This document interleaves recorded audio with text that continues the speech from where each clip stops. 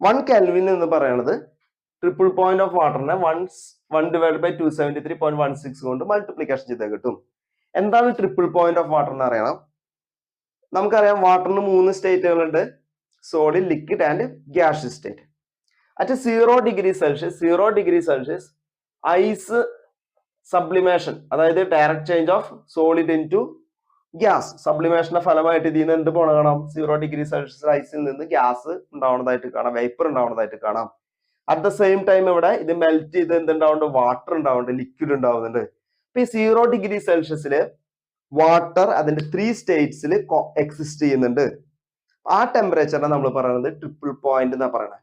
triple point of water means the temperature at which water coexist in its 3 states, that is liquid, gas and solid state ലും liquid state